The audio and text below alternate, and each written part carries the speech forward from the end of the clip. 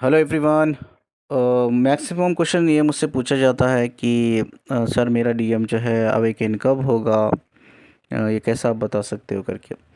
देखिए, हम खुद पता कर सकते हैं कि आपका डीएम कितने समय में अवेकन होगा और कब होगा। आप कुछ मैं इंपॉर्टेंट चीज़ें आपसे शेयर करूँगा जिससे आपको एक बेसिक एक फंडामेंटल नॉलेज मिले, विजडम मिले कि आप एक अप्रॉक्सीमेट टाइम आप चूज़ कर सकते हो कि कब तक ये बंदा या बंदी अवेकन होगी। ये वीडियो अंत तक सुनिए, आपको खुद पता चलेगा कि भाई जो मेरा डीएम है, डीएफ है, कब तक वो अवेकन होगी। कुछ इंपॉर्टेंट चीज़ें हम डिस्कवर करते हैं इस वीडियो में जिससे आपको हेल्प हो समझने में। एक फेमिनिन को क्वेश्चन आया है, उन्होंने मुझसे पूछा है कि सर मैंने कहीं पढ़ा है कि मैस्कुलिन यानी कि एक मेल पर्सन जो अपनी फ़ीमेल के साथ बार बार फिजी यानी कि जब जितनी बार वो फिज़िकल होता है उतना ही वो उस फीमेल से कनेक्ट कर पाता है। तो कितना सच है इस पे, तो इसका मुझे कोई क्लैरिटी नहीं है, तो मुझे क्लैरिटी चाहिए। तो अक्सर अगर देखा जाए इस जर्नी से लेकर, तो कहीं फेमिनाइंस और मैस्कुलाइंस, आई थिंक कई बार कुछ लोग तो सालों से रिलेशनशिप में रहते हैं, कई बार वो फिज़िकल होते हैं, बट फिर भी ना वो सेपरेशन होता है। वो सेपरेशन में चल जाता है, कभी कभी वो सेपरेशन लॉन्ग टर्म भी निकल जाता है।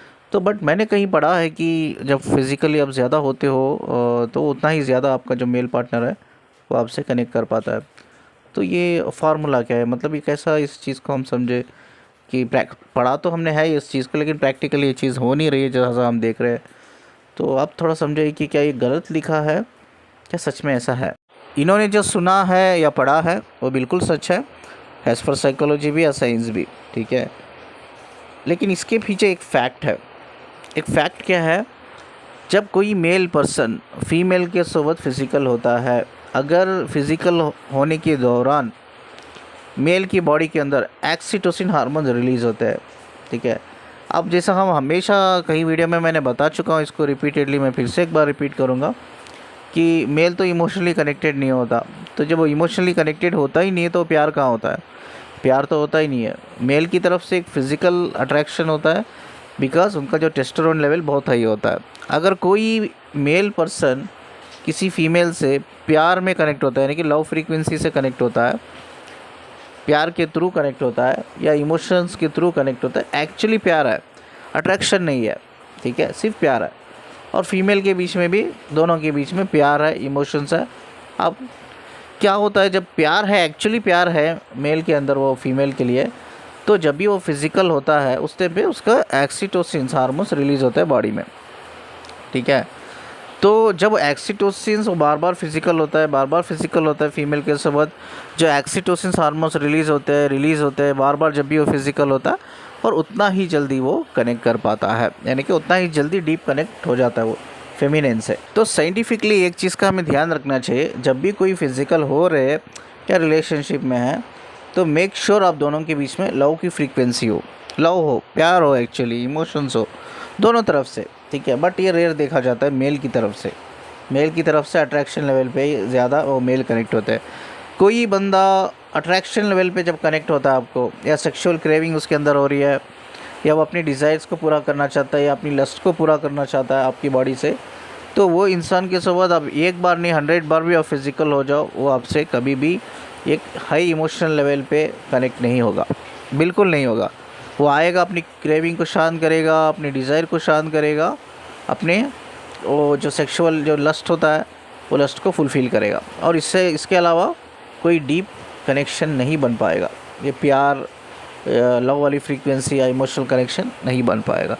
तो कंडीशन ये है, इसमें कंडीशन नहीं कहूँगा, एक डिवाइन पर्पज़ है कि भाई लव, प्यार होना चाहिए, इमोशंस होना चाहिए। तो मेरे कई सारे वीडियो है, उसमें मैंने बताया है कि यार ये कैसा मेक श्योर हम कर सकते हैं कि हम दोनों के बीच में प्यार है या नहीं है करके, वो वीडियो आप मेरे प्रीवियस वीडियो देख सकते हैं। चलिए, जो पहला क्वेश्चन एक फेमिनिन ने पूछा है कि मेरा डीएम डीएफ कब अवेकन होंगे, ये कैसा हम पता कर सकते हैं। यह बड़ी आसानी से हम पता कर सकते हैं। जब डिवाइन मैस्कुलिन की बात होती है ना, कुछ बहुत रेयर मैस्कुलिन ऐसे होते हैं जो कोई मैट्रिक्स बिहेवियर में नहीं होते, ठीक है। उनके अंदर कुछ गलत आदतें या गंदी आदतें नहीं होती है, कम्प्लीटली सोल तो सभी की प्योर होती है, लेकिन ये बॉडी माइंड से भी प्योर होते हैं लोग, ठीक है। ये औरत की रेस्पेक्ट करते हैं, किसी भी औरत हो, चाहे वो डीएफ हो या कोई भी और हो, वो रेस्पेक्ट करते हैं। और उनमें ना बहुत मैच्योरिटी होती है। Maturity something called emotional maturity. What is emotional maturity, मैं आपको बताता हूँ। इमोशनल मैच्योरिटी का मतलब ये है कि आप किसी इंसान की लाइफ में एंटर कर रहे हो, ठीक है, आप उसके कॉन्सिक्वेंस सोचते हो कि यार सोचो कोई एक फेमिनिन है, मैं उसकी लाइफ में एंटर कर रहा हूँ, तो मैं फ्यूचर देखता हूँ उसके सोबत, क्या फ्यूचर है इसके सोबत मेरा, ठीक है। तो जब फ्यूचर नहीं दिख रहा है तो क्यों मुझे उसके सोबत कनेक्शन जोड़ना है, मुझे क्यों उसके सोबत रिलेशनशिप जोड़ना है, चाहे वो मेरी डीएफ ही क्यों ना हो, चाहे वो मेरी गर्लफ्रेंड ही क्यों ना हो, ठीक है। जब फ्यूचर नहीं है हमारा तो मैं कैसा कमिटमेंट करूं, ठीक है। अब हम सुनते हैं ना, कोई भी डीएम आता है रिलेशनशिप में बड़ी आसानी से एंटर होता है, आपके साथ फिज़िकल होता है, फाइनेंशियली आपसे हेल्प लेता है और इमोशनल सपोर्ट भी और लेकर निकल जाता है। यानी कि वो ऑन ऑफ सिचुएशन में आ जाती है, आपकी सेपरेशन हो जाता है, ऑन ऑफ सिचुएशन में आते हो, सीधा मैसेज के रिस्पॉन्ड नहीं करता है, कॉल को रिस्पॉन्ड नहीं करता है। मतलब एक फेमिनिन में एक ऐसी चीज़ आ जाती है कि यार बंदा तो कहीं यूज़ करके तो नहीं निकल गया, मुझे मेरे साथ खेल के तो नहीं निकल गया, ठीक है क्या। और एक बड़ा क्वेश्चन आता है कि यार ये लोग भी डीएम हो सकते क्या, क्या डीएम ऐसे होते क्या, डिवाइन मैस्कुलिन ऐसे होते क्या, ये क्वेश्चन तो दिमाग में आता ही रहता है। लेकिन कुछ डीएम ऐसे होते हैं बचपन से ही उनकी अवेकनिंग होती है और बहुत कम एज में उनकी अवेकनिंग हो जाती है, ठीक है, अवेकनिंग कंप्लीट हो जाती है। कम एज भी मैं कहूँगा लाइक अराउंड 35, 40 या 25, 30 में उनकी अवेकनिंग हो जाती है। बट वो सेल्फ डिसिप्लिन बहुत रहता है, चाहे वो बंदियाँ हो या बंदे हो, ठीक है, उनके अंदर एक सेल्फ डिसिप्लिन होता है। ये चीज़ मैं कर रहा हूँ तो इसका कॉन्सिक्वेंस क्या है, ठीक है। वो हमेशा ये सोचते हैं यार मेरी वजह से किसी को प्रॉब्लम नहीं होनी चाहिए, ठीक है, मेरी वजह से किसी को दुख नहीं पहुंचना चाहिए, मेरी वजह से किसी की लाइफ ख़राब नहीं होनी चाहिए। वो अपने बारे में कम और दूसरों के बारे में ज़्यादा सोचने लगते हैं। एक्चुअली जो डिवाइन होते हैं, यानी कि बचपन से ही उनकी अवेकनिंग होती है और बहुत कम एज में वो अवेकन भी हो जाता है कम्प्लीटली। तो उनकी एटीट्यूड रहते हैं कि भाई नहीं चाहिए, अगर मेरी वजह से मैं कोई कमिटमेंट कर रहा हूँ, कमिटमेंट पे मैं पूरा नहीं कर पाऊँगा उस कमिटमेंट को, ठीक है, तो मुझे कनेक्ट ही नहीं होना है, चाहे वो मेरी डीएफ ही क्यों ना हो, चाहे मेरी गर्लफ्रेंड ही क्यों ना हो, चाहे मैं उसे प्यार ही क्यों ना करता हो, ठीक है। तो लेकिन अगर कुछ चीज़ें पॉसिबल नहीं हो सकेगी मेरी हाथ से, तो मुझे उतना डीप लेवल इमोशनल लेवल पे नहीं कनेक्ट होना है, चाहे इमोशन ही क्यों ना हो, एक दूसरे के बीच में प्यार ही क्यों ना हो, बट मुझे कोई कमिटमेंट लेवल पे मुझे नहीं जाना है। वो रेस्पेक्ट करते हैं कि वो अपना भी ख्याल रखते हैं, उनको पता होता है एक्चुअली वो इतनी दर्द से गुजर के आगे रहते हैं, भाई उनका दर्द जो होता है ना वो इमेजरेबल होता है, वो मेजर ही नहीं कर पाते आप उसके दर्द को, वो समझते हैं एक्चुअली पेन क्या होता है। तो इसीलिए वो चाहते हैं कि भाई मैं जो पेन से गुजर के आया हूँ ना, तो मैं नहीं चाहता कोई आगे वाला गुजरे, वो भी मेरी वजह से, मैं उस पेन की वजह नहीं बनना चाहता। ये उनका एक मेन मोटिव होता है कि मैं उनकी पेन की वजह नहीं बनना चाहता। तो इससे अच्छा कि हम सेपरेशन में रह लेंगे, डिस्कनेक्ट रह लेंगे, या हो सके तो एक फ्रेंड्स लेवल पे रह लेंगे, फ्रेंडशिप के एक लेवल पे रह लेंगे, कनेक्टेड रह लेंगे। बट रिलेशनशिप में जाने से वो इंसान बहुत घबराता है, डरता है, क्योंकि उसके लिए आगे वाले के इमोशंस बहुत मैटर करते हैं। वो ख़ुद की रिस्पेक्ट करता है, उसकी रिस्पेक्ट करता है, आगे वाले की फीलिंग्स बहुत मैटर करते हैं, आगे वाले की लाइफ बहुत मैटर करते हैं। उस इंसान के अंदर एटीट्यूड यही होता है कि भाई ये जो लड़की है मुझसे प्यार करती है, मैं उससे प्यार करता हूँ, मेरी डीएफ है, गर्लफ्रेंड है, जो भी है, अगर मैं उसको कमिटमेंट नहीं दे सकता लाइफ में, तो बेस्ट है ये किसी और के साथ खुश रह ले। देखिए कोई मेल आपको बोल रहा है ना कि मैं चाहता हूँ तुम किसी और से शादी कर लो, तुम किसी और के साथ खुश रह लो, ठीक है, मैं दुआ करूँगा कि तुम्हें कोई प्यार मुझसे भी ज़्यादा प्यार करने वाला मिले और तुम उसके साथ ज़्यादा खुश रहो। तो इसका एक साइन नहीं है कि वो प्यार नहीं करता आपसे, इसका एक साइन है वो हद से ज़्यादा प्यार करता है, ठीक है, क्योंकि वो आपकी खुशी चाहता है। क्या चाहता है वो? आपकी खुशी चाहता है, वो कुछ नहीं चाहता रिटर्न में आपसे, वो कुछ भी नहीं चाहिए उसको, ठीक है, वो सिर्फ यही चाहता है कि आप खुश रहो, मैं खुश देखूँ आपको, चाहे आप मेरे साथ रहो या किसी और के साथ रहो, ठीक है। बट हाँ ये चीज़ भी मैटर करती है, जब कोई लड़की इमोशनली कनेक्ट होती है, प्यार में होती है उस इंसान के अलावा, तो वो किसी के साथ खुश नहीं रहती। बट ये जो अवेकन लोग होते हैं, इनका जो मेंटालिटी जो होता है कि नहीं यार, जब मेरे हाथ से नहीं कर पाऊँगा मैं, तो कमिटमेंट नहीं होगा, फ्यूचर नहीं है, तो क्यों खामखा ये रिलेशन को बढ़ाना है, ठीक है, ये होता है। अब इसमें लड़कियां, कई सारी लड़कियां गलतफहमी, फेमिनिस्ट गलतफहमी में आ जाती है। हो सकता है प्यार ही नहीं करता है मुझसे, इसलिए बोल रहा है कि मैं दुआ करता हूँ कि तुम किसी और के साथ भी खुश रहो, या लाइफ में तुम आगे बढ़ो, अकेले ही आगे बढ़ो, ठीक है। तो आगे बढ़ो बस। तो हो सकता है ये मुझसे कनेक्ट रहना ही नहीं चाहता, हो सकता है मुझसे शादी ही नहीं करना चाहता, हो सकता है रिलेशनशिप में आना ही नहीं चाहता, ठीक है, बट ये कैजुअल लेवल पे है। ऐसा कुछ भी नहीं है, ये ओवर थिंकिंग है फेमिनिन्स की।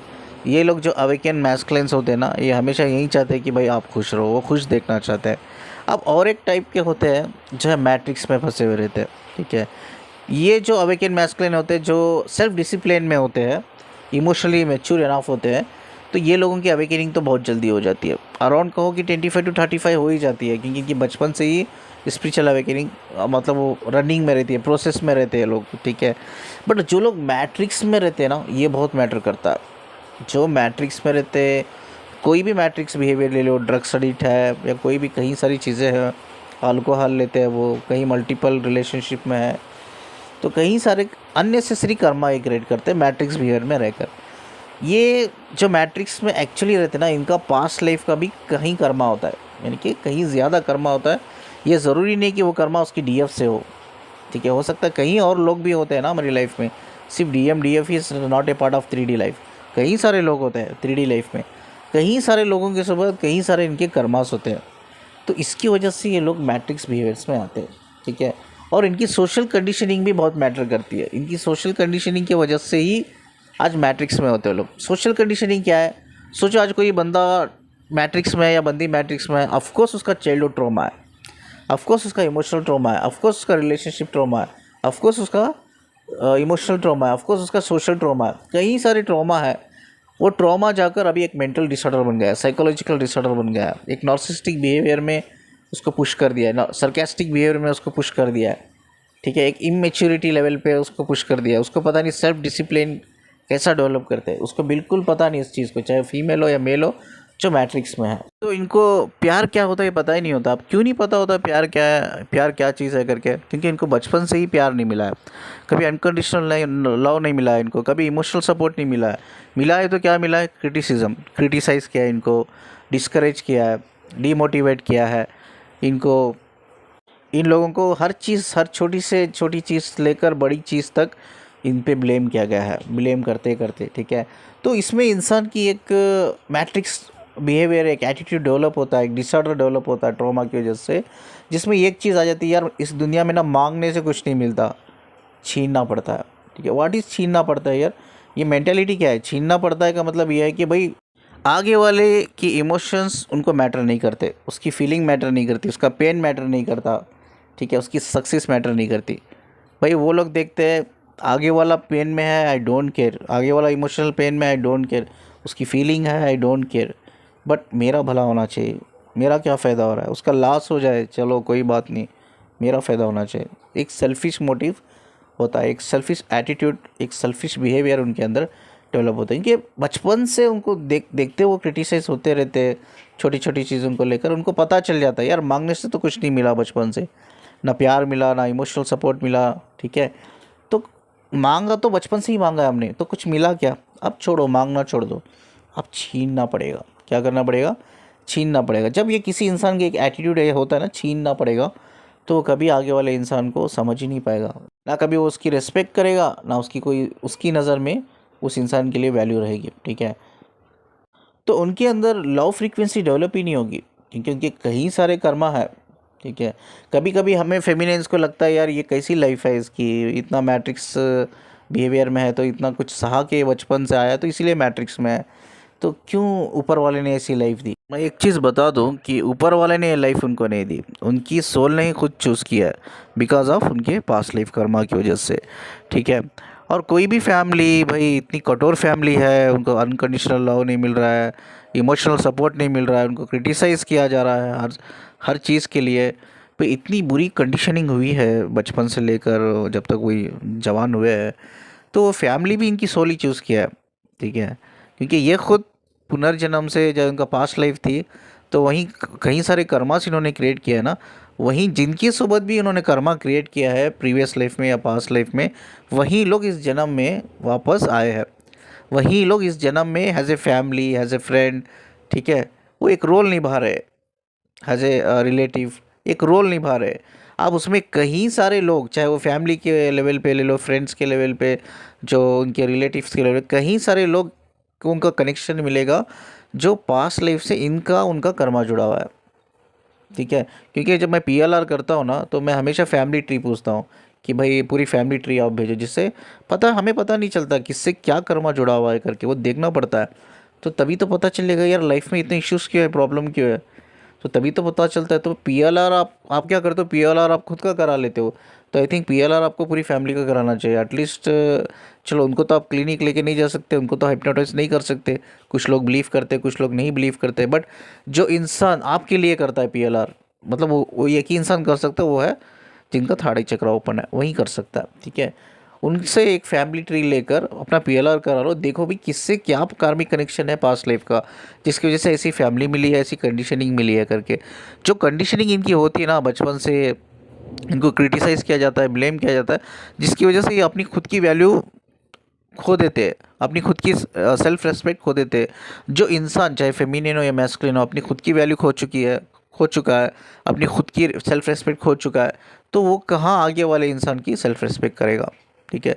तो वो मैट्रिक्स में ही रहेगा, क्योंकि उसके कर्मा जब तक रिजॉल्व नहीं होते तब तक वो मैट्रिक्स में ही रहेगा, क्योंकि मैट्रिक्स उसके लिए एक स्टेज है, एक ट्रिगर है कि उसको ये समझना है कि यार ये कंडीशनिंग क्यों हुई है मेरी, क्यों आज मैं इस मैट्रिक्स बिहेवियर में हूँ, सिचुएशन में हूँ करके। तो ये लोग कभी अवेकन नहीं होंगे, ये लोग सिर्फ अपना प्रीवियस लाइफ के कर्मास को रिजॉल्व करने के लिए, लर्न करने के लिए और इससे बाहर निकलने के लिए आते हैं, ठीक है।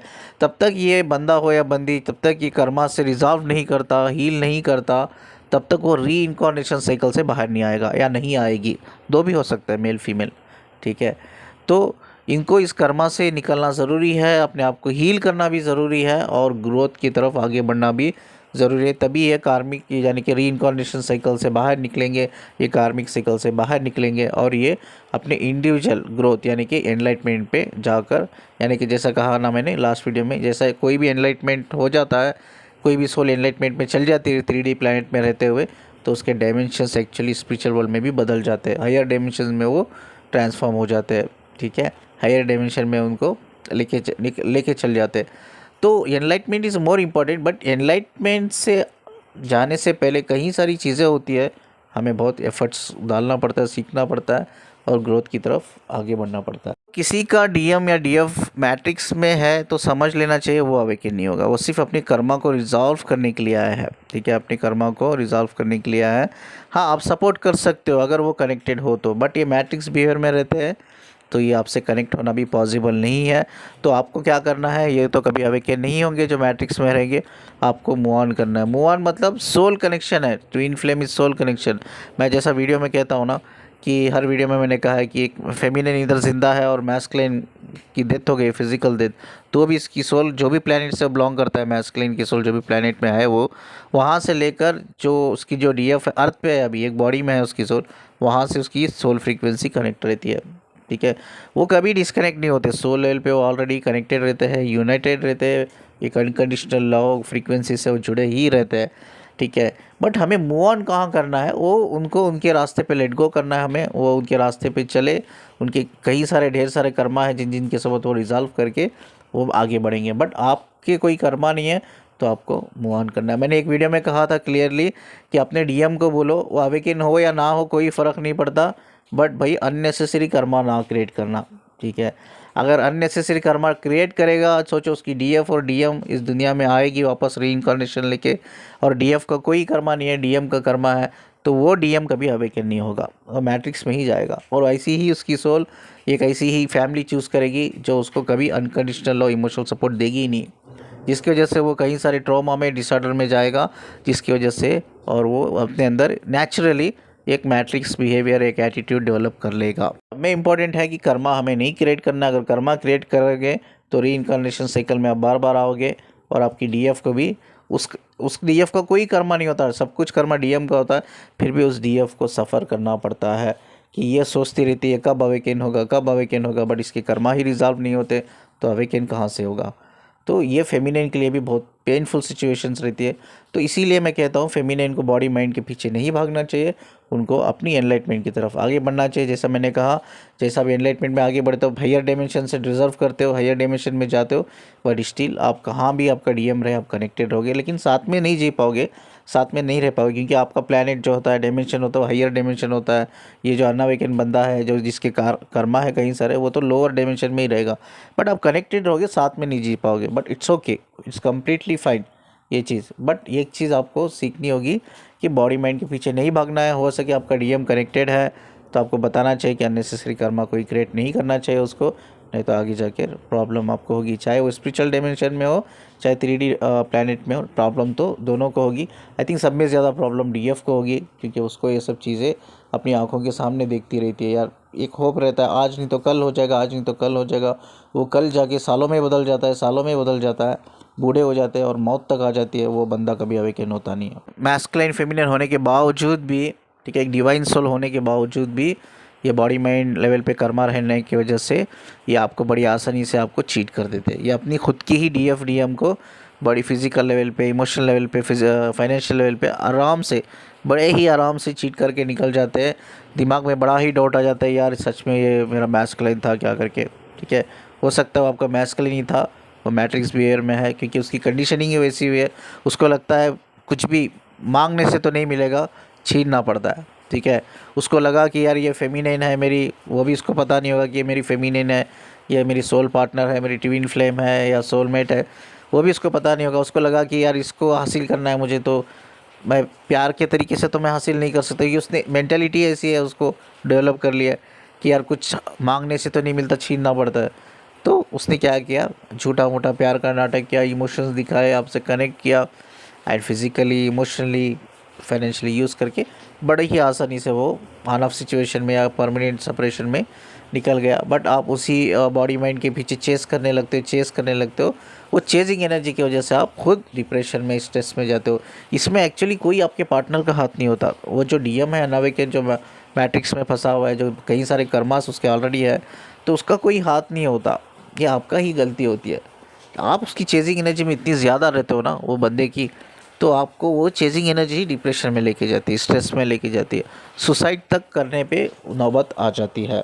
फेमिनिन को जल्दी समझना चाहिए सब चीज़ें, जितना जल्दी समझ जाना चाहिए कि ये मैट्रिक्स में तो ये कभी अवेकन नहीं होगा, तो मुझे इससे रिलेशनशिप में रहकर इसके साथ फिज़िकल होकर एनर्जी एक्सचेंज करने से अच्छा है मैं इसके साथ कभी फिज़िकल ना हूँ, कभी रिलेशनशिप में नहीं जाऊँ। वो सोल कनेक्शन है तो है, परमानेंट तो है, ठीक है। हमारी बॉडी माइंड लेवल पे मुझे अलग लेवल पे काम करना है, उसको अलग लेवल पे वो काम करेगा। मुझे अपनी एनलाइटमेंट के बारे में सोचना है, अपनी ग्रोथ के बारे में सोचना है। मुझे किसी भी बॉडी और माइंड के पीछे नहीं भागना है। सिंपल सी बात, ये डिसाइड आप कर लोगे ना, ये journey one of the beautiful journey है।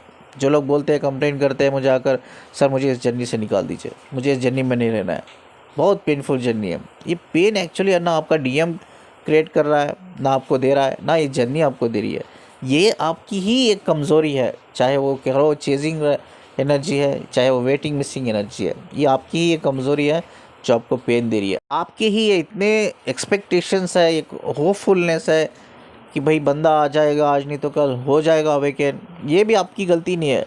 कई सारे जो नॉनसेंस वीडियो आप देखते हो ना यूट्यूब में, जो एनर्जी अपडेट देते रहते हैं आपको, ठीक है, current energy update, today energy update, आपका मैस्कुलिन आपके बारे में सोच रहा है, आने वाला है, ये सब नॉनसेंस चीज़ें छोड़ दो। जो नॉनसेंस चीज़ों की वजह से आप चेजिंग एनर्जी में जा रहे हो, आप वेटिंग मिसिंग एनर्जी में जा रहे हो, उसमें कहीं भी दूर दूर तक ना जर्नी का हाथ है, ना चाहे वो बंदे का हाथ है। ये आपकी खुद की एक कमज़ोरी है, आपकी एक बेवकूफ़ी है, जो आपको एक दर्द की तरफ लेके जा रही है, एक पेनफुल सफ़रिंग की तरफ लेके जा रही है, एक डिसअपॉइंटमेंट की तरफ लेके जा रही है, एक फ्रस्ट्रेशन की तरफ लेके जा रही है, ठीक है। जिसकी वजह से आपको भी कई सारे मेंटल इश्यूज़ पैदा हो रहे हैं, फिज़िकल इश्यूज़ पैदा हो रहे हैं, आपकी हेल्थ ख़त्म हो रही है, आप भी डिसऑर्डर में जा रहे हो, आप भी ट्रॉमा में जा रहे हो, कहीं ना कहीं स्ट्रेस, डिप्रेशन, सुसाइड तक लेके जा रही है चीज़ें। कुछ भी नहीं है, आप खामोखा ब्लेम करते हो, जर्नी है, पेनफुल जर्नी है, मेरा डीएम ऐसा है, मेरा डीएम वैसा है, मेरी डीएफ वैसी है। इनका कोई हाथ ही नहीं है बेचारों का। बट ये आए हैं लाइफ में कर्मा क्रिएट करने के लिए, वो कर रहे हैं, उनका कर्मा वो रिजॉल्व कर रहे हैं। बट आप क्यों इंटरफियर कर रहे हो? आपकी लाइफ अलग है, उसकी लाइफ अलग है, ठीक है। सोल लेवल पे कनेक्टेड है, यूनाइटेड है, बट 3D लेवल पे आपको दूसरा लेसन है, आपका लेसन अलग है, उसका लेसन अलग है। तो you have to focus on your, आपका लेसन जो भी है आपका सोल पर्पस जो भी है उसके ऊपर फोकस करना चाहिए आपको, एक बॉडी माइंड के पीछे नहीं भागना चाहिए। जैसा मैं कहता हूँ ट्विन फ्लेम्स क्यों दुनिया में आते हैं, ना वो शादी करने के लिए आते हैं ना फैमिली रेस करने के लिए आते हैं। हाँ, ट्विन फ्लेम यूनियन ज़रूर होता है, ये बात मैं भी कहूँगा, इट्स पॉसिबल, मैंने भी देखा है। लेकिन यूनियन क्या होता है, जब दो लोग एनलाइटेड होते हैं, अवेकन होते हैं, तब वो एक दूसरे के साथ कनेक्ट होते हैं, वो परमानेंट एक्चुअली यूनियन होता है। वो परमानेंट यूनियन 3D लेवल पे भी होता है, 5D लेवल पे भी होता है। लेकिन तब तक इस जर्नी में दोनों एनलाइट नहीं होते, अवेकन नहीं होते, इट्स क्वाइट नॉट पॉसिबल कहूँगा मैं साथ में रहना।